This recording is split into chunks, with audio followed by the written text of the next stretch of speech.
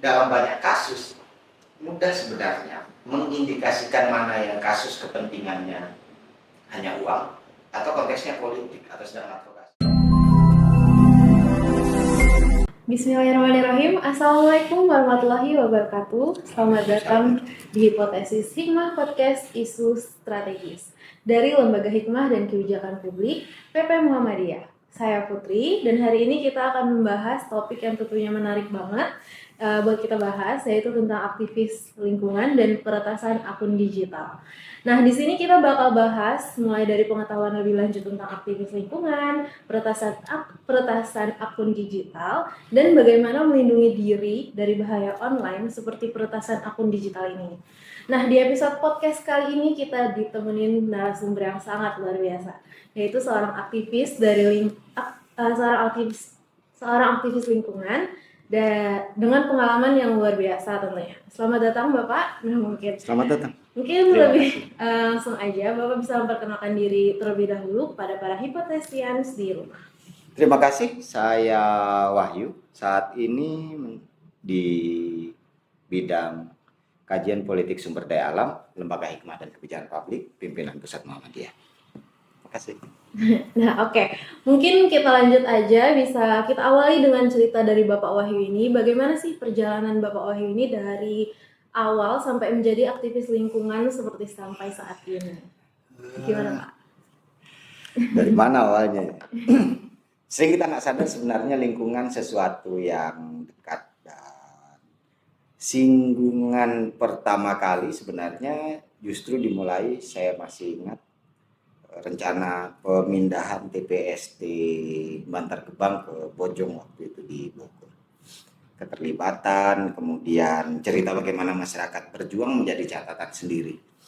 Dan pada akhirnya sadar juga, kalau ditanya regulasi kita banyak yang bagus, banyak. Tapi apakah itu diimplementasikan di lapangan, dua hal yang berbeda.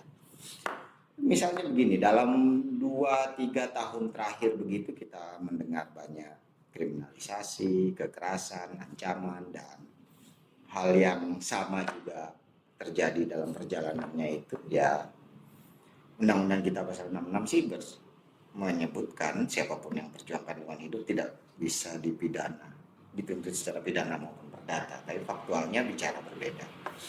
Perjalanan itu yang kemudian membawa saya sampai sekarang. Kalau ditanya apakah ini bagian yang direncanakan jauh hari, saya agak sulit sebenarnya, agak beban disebut sebagai aktivis lingkungan. Semua orang akan melakukan proses perjuangan itu. Semua orang akan berhadapan juga dengan masalahnya, dan saya kira justru yang layak disebut pejuang lingkungan hidup banyak saudara kita yang masih bertahan di Wadas, Rempang, Pakel, Kinipan, dan banyak lokasi yang bahkan dengan supporting system yang lebih sedikit dibanding kita, misalnya di Persyarikatan, mereka memilih meresikokan hidupnya untuk generasi mendatang. Singgungan saya pertama kali ya, kalau hari itu masyarakat kemudian menunjukkan ya, dan tidak punya pilihan, jalan hukum sudah diambil, bernegosiasi, beraudiensi sudah, tapi nggak mau didengar, kerap kali akhirnya itu meletus menjadi konflik di lapangan. Keteguhan banyak masyarakat itu yang kemudian membuat saya ya dalam konteks ini berkhidmat lah, sesuai apa yang dianugerahkan ke kita, kan taunya lingkungan politik, kebijakan publik, pada hal terkait itu. Gitu. Menarik banget ya teman-teman, alasan kenapa Bapak Wahyu sampai sekarang masih teguh pendirian di jalan ini ya. Nah, lanjut aja. Yang kedua yaitu, apa aja sih Pak hal yang perlu dimiliki nih sebagai seorang aktivis lingkungan, mungkin saya boleh sebut, atau saya sebut apa nih Pak? Sebagai pengurus LHKP. Apa sih Pak yang perlu kita milikin lah? Satu yang agak jarang, Omnibus Law salah satu yang mendorong dan mengingatkan saya hal terpenting sebenarnya pengetahuan. Karena gigih berani saja nggak cukup. Kalau tanpa pengetahuan ya jangan-jangan orang jadi nekat aja berulang kali, dan nggak ada alasan. Misalnya kita bilang sekolahku politik nggak ngerti teknik lingkungan, ya baca ya belajar. Terlebih kalau kita di persyarikatan punya fasilitas banyak, kalau memang harus diambil studinya, ambil studinya atau ambil short course. Karena pendek pengalaman saya, misalnya omnibus, banyak orang yang sedikit nyinggung lingkungan gitu. Berulang kali juga, enggak hanya saya, juga teman-teman yang lain di LHKP misalnya mengisi diskusi-diskusi omnibus law. Pertanyaannya kemudian, itu lebih dari 1.000 pasal, ribuan halaman begitu, termasuk naskah akademiknya. Sedikit sekali yang menjawab. Saya tanya, yang bilang tolak omnibus law banyak, yang baca berapa? Nggak usah pahami dulu, baca aja. Nah, termasuk di konteks lingkungan, disiplin ilmu pertamaku di pemikiran politik Islam, yang kemudian melanjutkan ke kebijakan publik. Tapi dalam perjalanannya, kalau sedang ngikutin isu tata kelola sampah misalnya, ya undang-undang pengelolaan sampah rumah tangga, sampah publik ya harus dipahami dan dibaca. Dan nggak ada alasan begitu buat saya kalau kemudian menghikmatkan diri dalam ini. PR banyak kita semua, yang paling jarang adalah nggak ada alasan. Kalau kita ngomongin advokasi hutan, ya baca semua soal hutan, mau itu konsepsi filosofis sampai pelaksanaannya dalam bentuk regulasi. Kalau ditanya modal utama apa, saya bilang ilmu dulu. Karena yang berani bisa jadi banyak, agak nekat juga banyak, tapi kemudian berani saja tanpa perspektif yang cukup gitu, tanpa pengetahuan yang cukup, jangan-jangan nanti kita dibelokkan. Atau kemudian dengan sadar atau tidak sadar kita meresikukan. Nggak apa-apa kalau meresikukan diri, kalau kemudian yang dapat resiko masyarakatnya begitu. Dan saya bilang, kenapa saya bilang misalnya keberatan disebut aktivis lingkungan, begini loh. Dari cerita sejarah, saya dulu masih di Walhi begitu 7 tahun. Sebelumnya sempat bantu teman-teman programnya, teman-teman di Ibunda, semua di PPA gitu, di Majelis Kesehatan, sampai sekarang di pimpinan pusat. Saya bilang kelompok terdidik itu punya privilege. Orang yang hadir dengan organisasi itu punya privilege. Kecil kemungkinan dia tiba-tiba dipukulin orang di jalan begitu ketika advokasi, atau ditangkap dengan jalan kekerasan. Enggak. Pasti ditangkapnya karena ada background. Misalnya saya dulu di Walhi, atau bahkan sekarang Muhammadiyah, nggak ada itu serangannya fisiknya. Beda dengan masyarakat ketika ini, biar mereka sudah belajar hukum tetap dipukul. Misalnya di antara kita lah, atau siapa? Kak Putri ngadvokasi kasus jalan ke lapangan gitu, dan atas nama Muhammadiyah. Memangnya kemudian kalaupun ditangkap, memangnya polisi nangkapnya sambil dicekek begini kan? Enggak, dibawa baik-baik. Kita punya privilege itu. Nah, itu juga hadir dengan pengetahuan. Polisinya tahu kalau dipukul nanti orang ini punya pengetahuan untuk menjadikan gugatan balik. Nah, itu yang kemudian jadi catatan ya. Apakah kita betul-betul sudah bersungguh-sungguh dalam konteks perlindungan lingkungan, atau kemudian sebenarnya kita hanya menjadi tangan kepanjangan dari masyarakat yang menghadapi risiko lebih besar dari kita. Gitu. Wah. Lanjut nih Pak, kemudian apa sih Pak tantangan yang sering Bapak hadapi nih selama ini?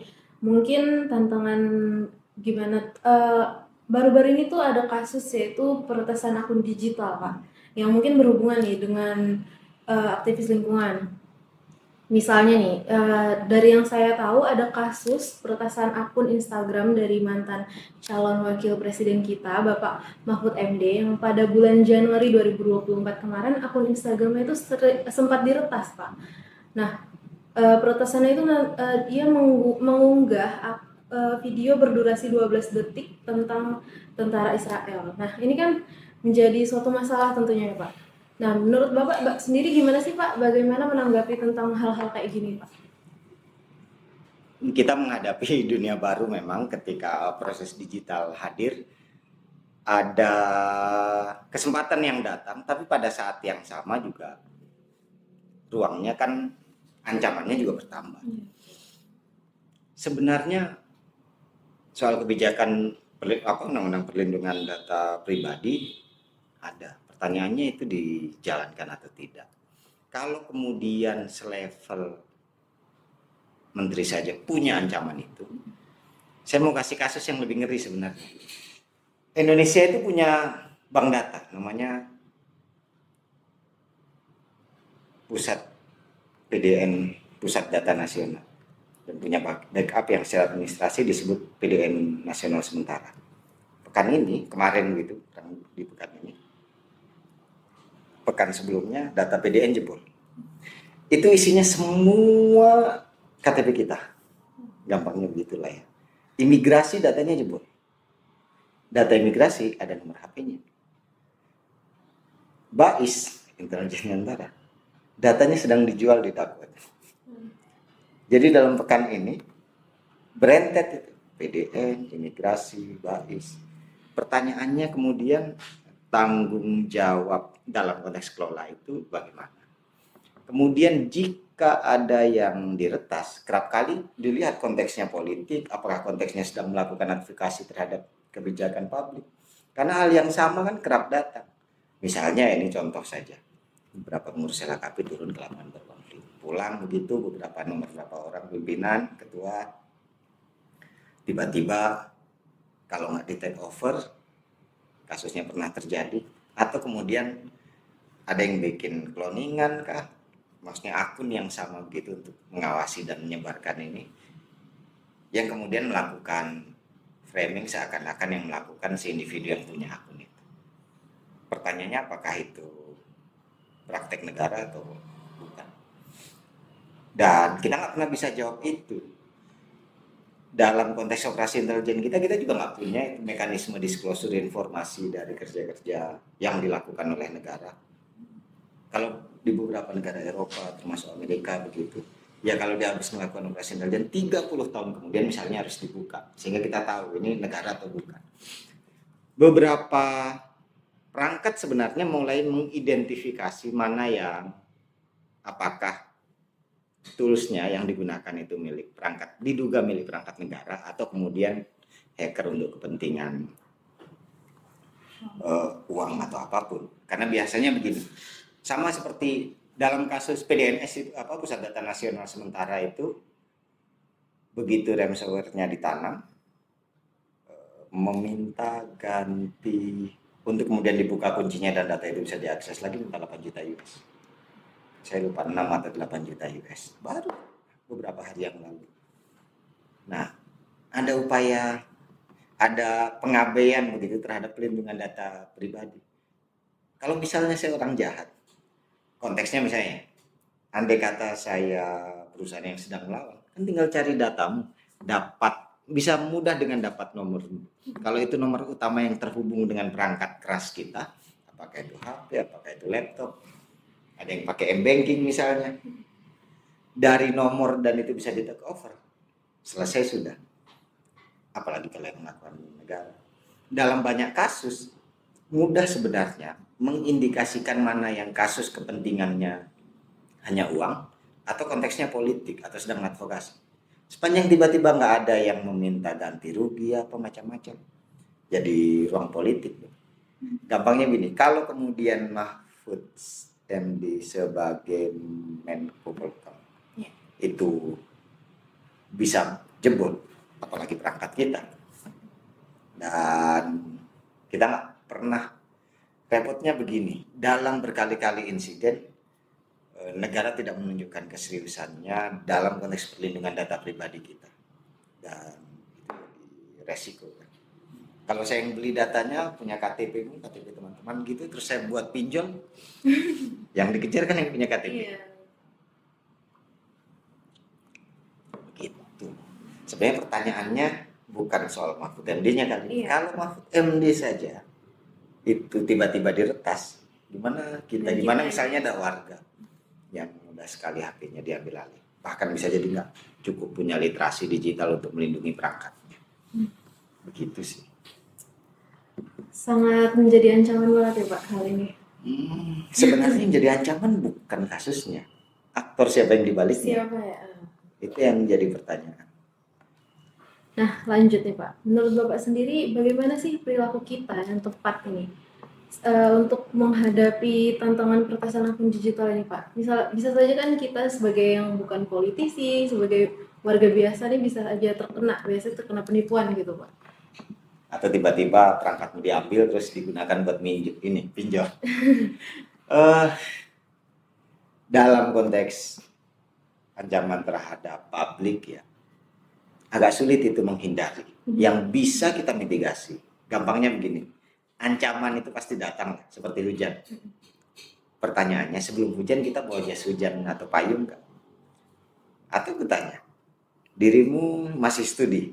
Masih. Masih. Ngerjain tugas di laptopmu semua? Iya Pak. Punya backup datanya? Enggak. Kalau tiba-tiba kita nggak sengaja ngeklik apapun atau dikirim, tools yang untuk ngehack, dikunci semua skripsimu dan macam-macam itu, dan diminta ganti rugi. Kerugiannya bisa jadi lebih dari sekedar uang. Kehilangan data ngulang, nangis-nangis skripsinya begitu kan, bolak-balik. Itu baru konteks skripsi. Sama seperti perlindungan data di Muhammadiyah. Kalau kemudian dapat ancaman dan di situ nempel akun semua. Atau dirimu jadi admin media sosial tertentu misalnya. Entah BEM kampus apa macam-macam. Pertanyaannya kemudian, dirimu jadi admin medsos organisasi apapun itu, entah kemahasiswaan, UKM apa macam-macam. Dan bisa aja iseng gitu tiba-tiba. Muhammadiyah bersikap soal rempang, dirimu retweet atau reposting atau apapun, akunnya diambil lagi, yang hilang bukan hanya akunmu. Dan ini dengan yakin, nomor yang digunakan untuk akun media sosial milik organisasi dengan pribadi udah misah belum? Kalau sama, resikonya akan jadi sama. Termasuk juga pertanyaannya, email bisa jadi. Dari gampangnya begini, kenapa kemudian nomor menjadi identitas itu penting? Jadi konteksnya nggak hanya perlindungan data pribadi.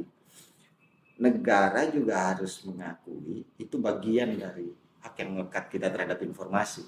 Nggak boleh tiba-tiba diambil alih.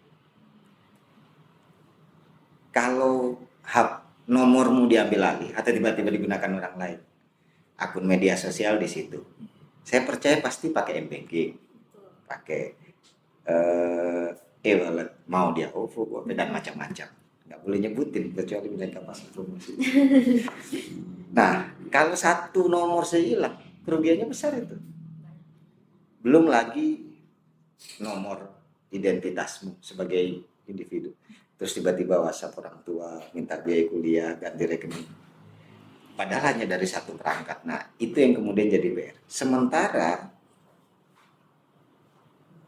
negara punya indikasi tidak cukup cakap melindungi data pribadi warga negaranya. Kalau kau sudah punya nomor KTP temanmu dan nomor HP-nya, kan itu udah setengah lebih dari upaya mengajukan pinjol. Iya. Jadi sekarang ini akhirnya identitas kita nggak melekat hanya ke diri. Identitas dan resiko itu juga melekat pada perangkat kita. Semuanya terhubung. Bahkan bisa jadi dengan cara paling bodoh, bisa orang mudah ambil perangkat mau dengan mendaftar ulang lagi. Jadi pertanyaannya negara harus dilindungi, dan ini kebocoran bukan yang pertama kali, karena sebelumnya di beberapa tahun lalu juga data BPJS habis semua. Itu yang menjadi catatan. Oke, mungkin yang terakhir bisa nih Bapak kasih sedikit pesan-pesan nih buat para generasi muda yang lagi dengerin podcast kita tentang apa yang udah kita bahas dari tadi. Apapun yang kita kerjakan sebenarnya catatannya satu, resiko itu pasti datang, tidak mungkin benar-benar hilang. Apakah itu ke perangkatmu, apakah itu kemudian ke email kita, penting sebenarnya meletakkan sesuai porsinya. Kalau kemudian dalam konteks menghindari praktik korupsi kita pakai mobil persyarikatan untuk kepentingan persyarikatan dengan pribadi aja kita pisahin, dalam konteks perangkat digital memisahkan itu juga bagian dari keamanan kita sendiri, karena nggak adil kan kalau HP nomor-nomor kita yang kena, tapi kalau hilang dan rusak, akun hilang apa masih bagus kalau kemudian nggak bisa diakses. Kalau kemudian dikasih gambar aneh-aneh, yang hilang juga reputasi nanti. Begitu. Terima Oke. kasih. Luar biasa sekali diskusi kita hari ini ya teman-teman. Terima kasih Bapak Wahyu yang Sama-sama, udah Putri. berbagi pengalaman dan wawasan yang sangat berharga nih tentang seorang aktivis lingkungan, dan tadi kita juga dikasih wawasan tentang bahayanya peretasan akun digital.